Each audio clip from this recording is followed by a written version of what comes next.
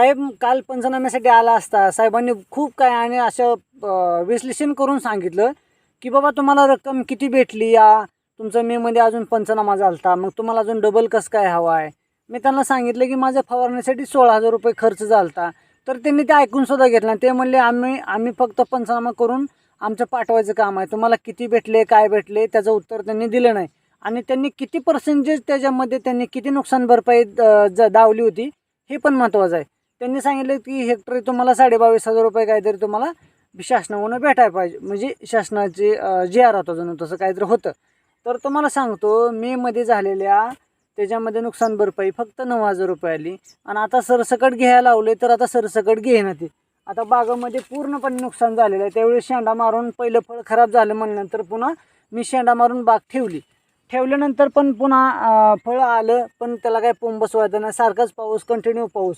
आता त्यात काय फळबी गळबी झाली, बरंचसं काय नुकसान झालं.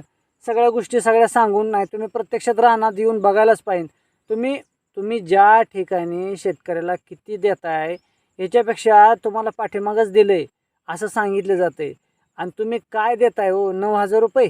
माझं 16,000 रुपये नुसतं फवारणीला गेलं तर, आणि मला त्याला नफा फिफा काय असतो का नसतो काय.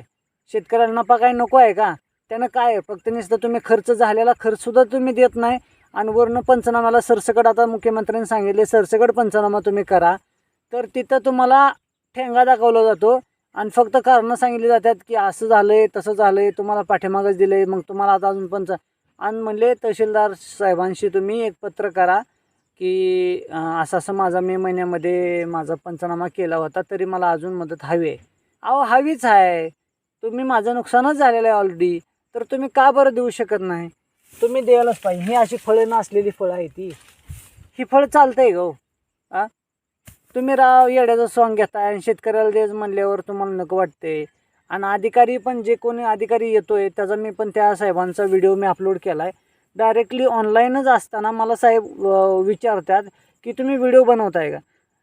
ज्या अर्थी तुम्हाला काम करताना जर तुम्ही चांगल्या प्रकारचं करत असाल तर तुम्हाला भ्या कशाच आहे हो. तुम्ही ऑनलाईन असलं काय आणि कसं असलं काय, तुमचं तुम्ही कामच करायचं आहे ना, बरोबर का. यात काय चुकीचं आहे का. तर साहेब ऑनलाईनमध्ये बोललेत की तुमचं व्हिडिओ बनवताय का. कारण ह्याच्या अगोदरच्या पाठीमागे व्हिडिओमध्ये एकदा त्यांचं रेकॉर्डिंग ते बोलले होते काय, ते रेकॉर्डिंग त्यांच्या म्हणण्यानुसार म्हणून डिलीट मारलं.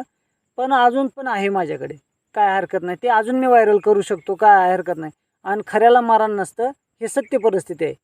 काय खरं आहे का नाही. अशा गोष्टी तुम्ही सुद्धा पुढे शेअर करत जावा की नुकसान जे झालेलं आहे ते